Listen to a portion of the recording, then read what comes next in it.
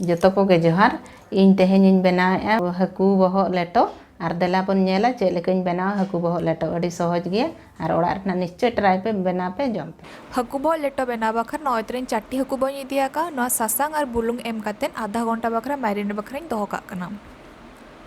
और इदियाका आदवा चावले नवा हो अरुब साफा कातेन 1 घंटा बखरा लहन काग कनाኝ और लहन लेनखान अड़ी लगन इसिनोआ नवा जतो का एहब रे नय पैन इन चंदा का द पैन मा ललयना तुरी सुनुम एमेआ तुरी सुनुम ललयना नय तारा नितो हाकू जहाँ हाकू बहग ताहेलेन ता ओनाᱧ एमेआ नवा कटी बन फ्राई ᱧᱚᱜ ᱠᱚᱣᱟ ᱵᱚᱱ मीडियम फ्लेम रे हाई फ्लेम रे नोडे बइन दोहाका बांखा दे नवा हाकू बहग को रंगोआ को और रंगो गे ना टेस्ट बुझा ओना कते जहाँ तीस गे नवा पे फ्राई आपे तबे मीडियम फ्लेम रे ना फ्राई पे इनका दो हाकू भितरा हो को इसिनोआ को और बाहरे हो अड़ी चरहा इसिनोआ को नत्रा आर मिड पास्टा उल्टा कना इनका हाना पास्टा हो को इसिनोआ को बेस्थारा नवा पास्टा मा नासी धरा को हुई ᱧᱚᱜ आकना को एनरो और 5 मिनट बखरा मीडियम फ्लेम रे दोहो काग कना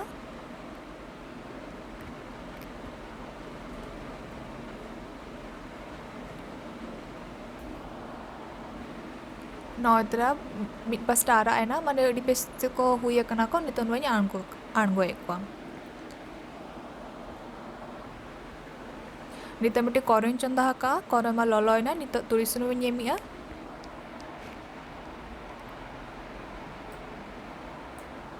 तुरी सुनुम ललयना नितो पेज पत्र एमिया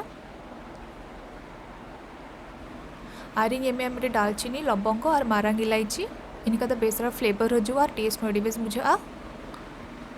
और नोड़े कम धर चीनी एमिया इनका तो बेसरा कलर हजूआ नवा चीनी तो अड़ी कम गे नहीं एमका बेसी दिन आल बन एमिया नवा तो चीनी मा मेल्ट ना नितो तो मसला एमिया मसला रे नवा पियाज जहाँ गेद कतेन दोहलता ओनाኝ एमिया नवा कटी आरा होचल आरा लेनखान इन जहाँ रेड कतेन दोहलता मसला ओना नहीं एमा नवा तरा पियाज मा आरायना नितो दो पियाज पेस्ट नहीं एमिया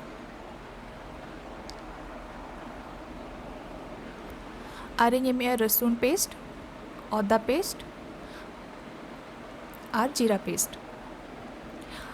नितो बेस तरह घंटा मेसाया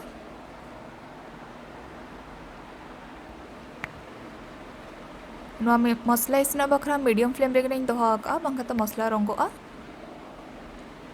नितो दो बेरेल मरीच एमिया इनोडे मिट्टी में बेरेल मरीच नहीं एमका और नितो सासांग एमिया सासांग दो आधा हिसाब तने एमिया नोडे कश्मीर लाल मिर्च पाउडर एमिया जेहेतु इन बेरेल मरीच एमका नितो दो चिली पाउडर एमिया और कम धरा दा एम काते नवा मसला बेस्टी बन इसिना बन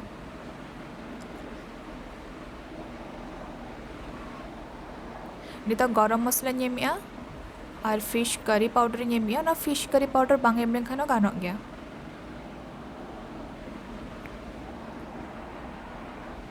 मसला जहाँ तना बेस इसिनवा उन बेस लेटो ना बेना नितो और कम धरा दा एम काते और 5 मिनट बखरा मसला नहीं इसिनिया नौतरा मसला मा इसिना सुनुम हो नेलोग कना ओडोकेना नितो हाकू बहग जहाँ फ्राई कतेन दोहलता ओनाኝ एमिया नितो बेस तरह घंटाए को इनका दो हाकू बहग और मसला बेस थरा मेसा नितो दो इन बुलुंग एमिया नवा बुलुंग में धावते एमिया ओना कते बिस्ती धरा एमिया लेटो बखरा जिन लेटो हो आदा नितो नोका बेस थरा नोका तुकुज ᱧᱚᱜᱮ को इनका दो हाकू बहग जहाँ मेना नवा गेजेरोआ को नवा प्रोसेसिंग करा रेगिंग करा होगा इनका दो नोका हाकू हको गेजेरोआ को प्लस मसला जहाँ ताहेना ओना हो बेस्टिक हाकू बहग को मेसा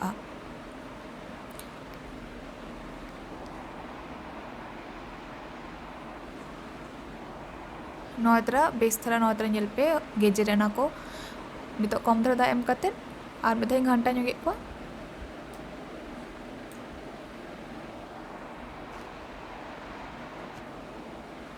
नोतरे नेल पे नमा हुईना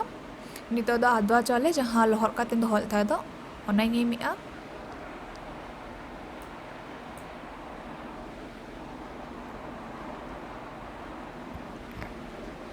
नितो नुआ आदवा चावले और हकु भो और मसला न जतबन घंटा मेसाबन इनखा दो नुआ चावले सला नुआ मसला बेस्तरा मेसा नुआ लगभग 5 मिनट बखरा नोका घंटा है ना मीडियम फ्लेम ते ना होल प्रोसेस रे मीडियम फ्लेम नहीं दोहागा खाली तला तला रे हाई नहीं दोहागा फ्लेम मुझे नहीं मेतापिया ना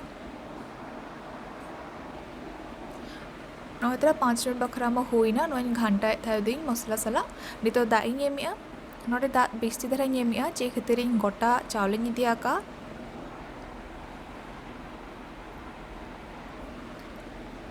नितो बेस्तर घंटा नोटे बुलुंग तो बनी एमिया चेतर बुलुंग मेथावते एमका नो हकु बो तीन जो एमले था दिन हुंजे नितो 10 मिनट बखरा नो हाई फ्लेम ते ना नितो तो हेडी जा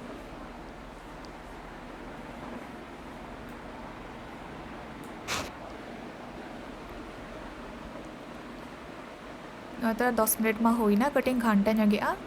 नोता दाका में 22 नकना ओना खातिर 8-10 मिनट नौका हाई फ्लेम ते इसीना इनका दो बेस्ट्रा दाका इसीनवा और नोड़े जो दा हो कम गे पे नेला पे तबे दा होना एम जुटी जा पे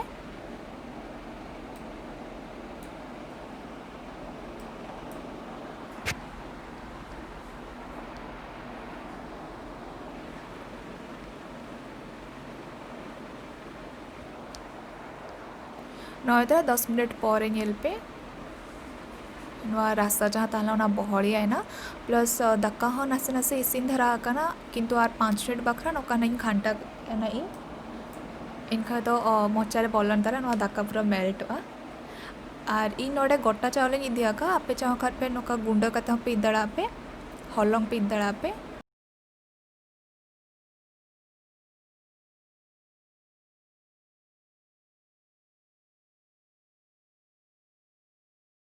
हकु बो जहाँ को पसंद आना को उनको बखरा नो अडी बेस्ट डिश करना आप ओलाना निश्चय ट्राई पे और चेलका बुझे के कमेंट करता निश्चय मेन पे और जदि न पसंद आना पे तबे लाइक पे ना और शेयर पे सब्सक्राइब पे और दिले तब फुटू चेलका